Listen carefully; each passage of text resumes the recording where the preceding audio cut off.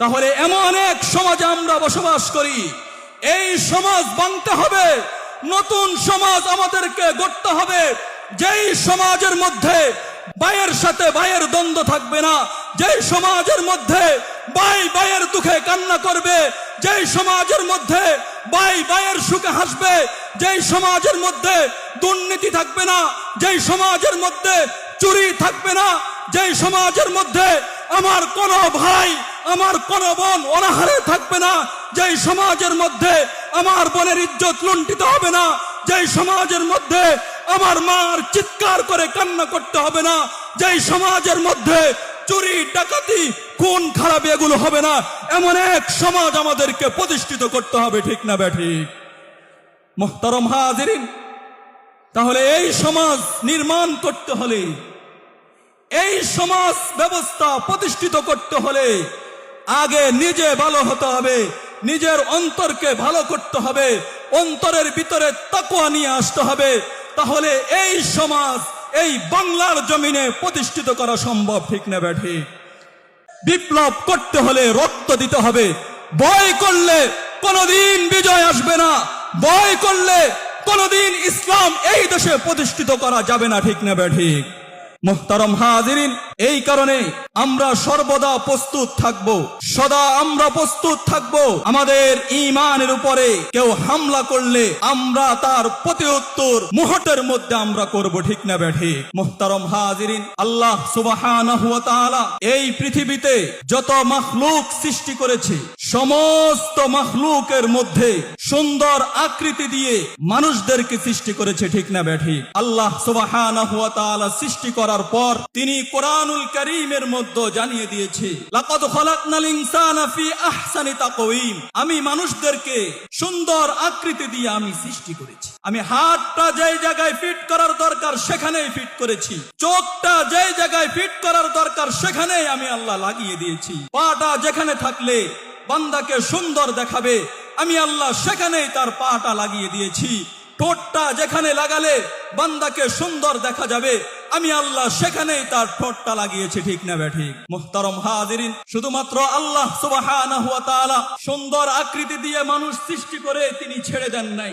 তিনি আমাদেরকে শ্রেষ্ঠ মাখলুকের মর্যাদা দান করেছে। আল্লাহু আকবার। আল্লাহ সুবহানাহু ওয়া তাআলা বলেন, ওয়ালাকাদ কাররামনা বানি আদম, আমি বনি আদমকে সম্মানিত করে আমি সৃষ্টি করেছি। সে আল্লাহ তাআলা প্রতিটি মানুষের দেহের ভিতরে একটি একটি হৃদয় দিয়েছে, এই হৃদয়ের অনুগত মানুষের সমস্ত অঙ্গ প্রত্যঙ্গ, মানুষের শরীরের সমস্ত অঙ্গ প্রত্যঙ্গগুলোকে আল্লাহ তাআলা ওই হৃদয়ের অনুগত করে দিয়েছে। এই কারণেই তো দেখা যায় যদি কেউ আপনার সাথে রাগ করে আর যদি আপনি তাকে জিজ্ঞাসা করেন, ভাই তুমি আমার দিকে দেখো না কেন, আমার দিকে তাকাও না কেন, তখন ওই ব্যক্তি বলবে আমার মন চায় না, এই কারণে তোমার দিকে তাকাই না। কিন্তু আপনি চিন্তা করেন, দেখার দায়িত্ব হলো চোখের, কিন্তু সে বলে তার মনে চায় না, এই কারণে সে দেখে না। তার মানে হচ্ছে আল্লাহ তাআলা যে চোখ দান করেছে এই চোখটা হচ্ছে মনের অনুগত, মনের নিয়ন্ত্রণে এই চোখ চলে, ঠিক না বেঠিক?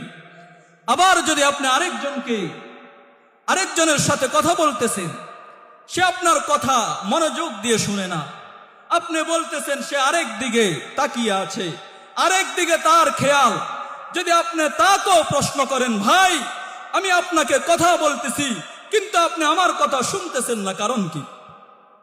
ওই ব্যক্তিও আপনাকে একই উত্তর দিবে, একই জবাব দিবে যে আমার মন চায় না, এই কারণে আমি তোমার কথা মনোযোগ সহকারে শুনতেছি না। তাহলে শোনার কাজ হচ্ছে কানের, কিন্তু সে বলতেছে মন চায় না, এই কারণে সে শুনে না। তার মানে হচ্ছে কানও হচ্ছে মনের নিয়ন্ত্রণে, ঠিক না বেঠিক? আপনি যদি এখান থেকে আপনি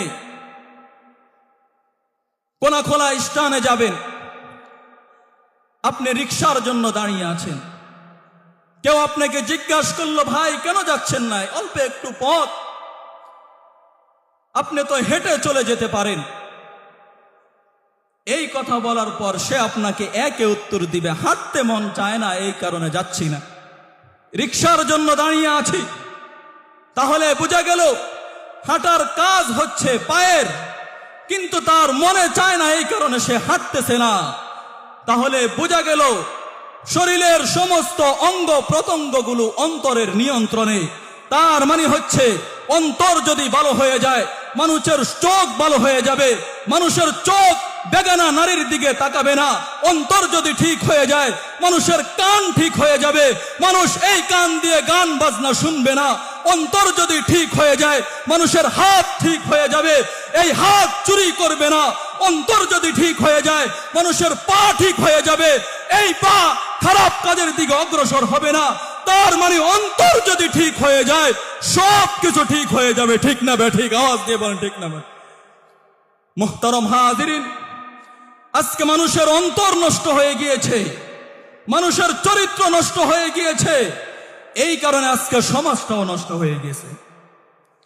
আজকে সমাজের চিত্র ভিন্ন। ভাই তার ভাইয়ের সাথে দীর্ঘ 10 বছর 15 বছর কথা বলে না, সামান্য একটু জায়গা নিয়ে তার সাথে বেজাল, যার কারণে ভাই ভাইয়ের সাথে কথা বলে না। ঠিক না বেঠি? অথবা কোনো ভাই ধনী, সে তার গরিব ভাইয়ের পরিচয় দেয় না। আরেকজনের সন্তান বড়লোক হয়ে গিয়েছে, ঢাকা শহরে 10 তলা 20 তলা বাড়ির মালিক হয়ে গিয়েছে, কিন্তু ওই সন্তান, ওই নাফরমান সন্তান বৃদ্ধ এই বাবার পরিচয় দেয় না। ঠিক না বেঠিক? তার মানে হচ্ছে মানুষের অন্তর নষ্ট হয়ে গিয়েছে, যার কারণে মানুষের অন্তরের ভিতরে অহংকার, মানুষের অন্তরের ভিতরে হিংসা, মানুষের অন্তরের ভিতরে মানুষের প্রতি ক্ষোভ, মানুষের অন্তরের ভিতরে দয়া মায়া বলতে কোনো কিছুই নাই। ঠিক না বেঠিক?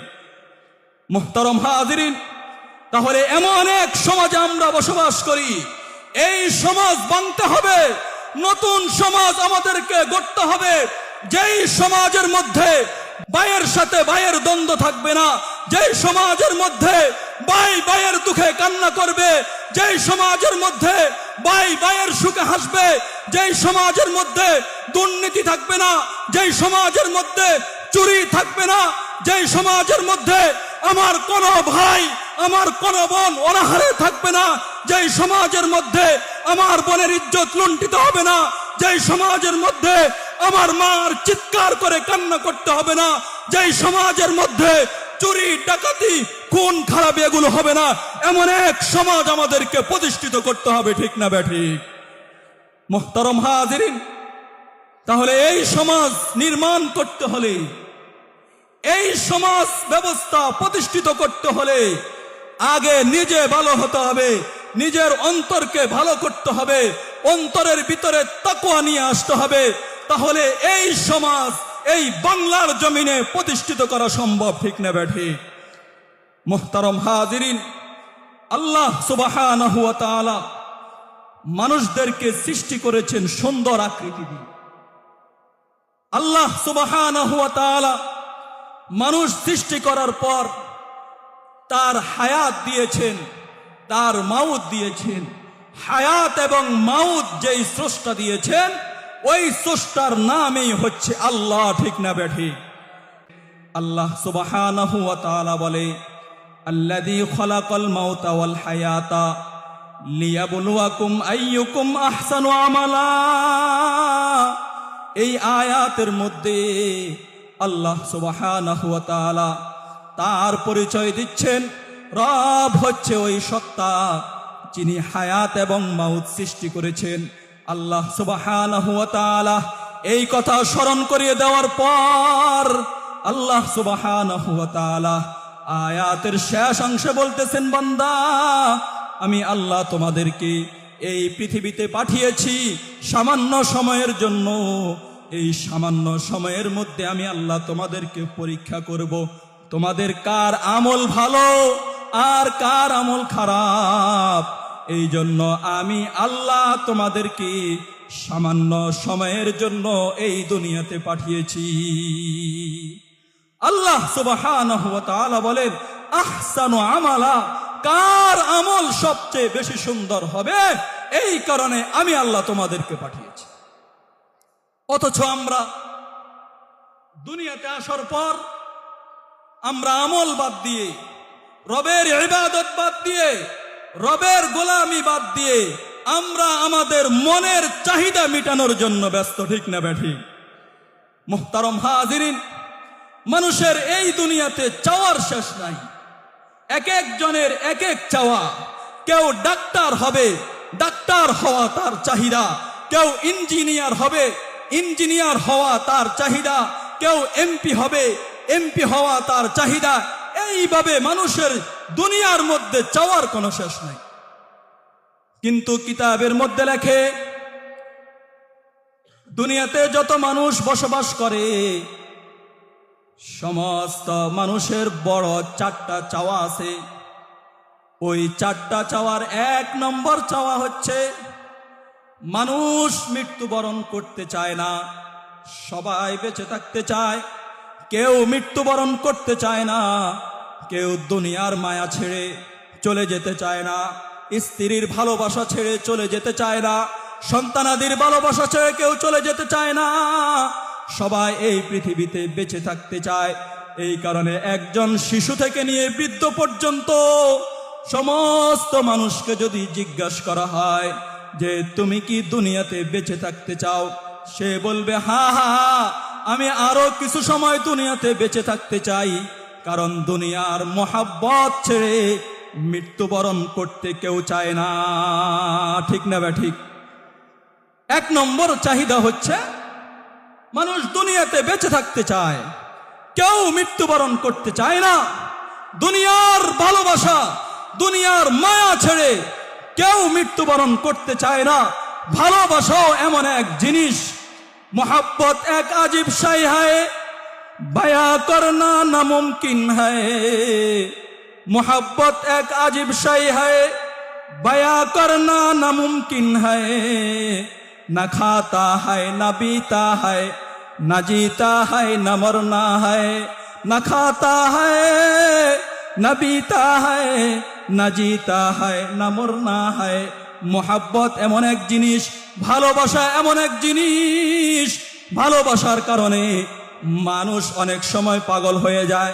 ভালোবাসার কারণে মানুষ ঘুমাইতে পারে না।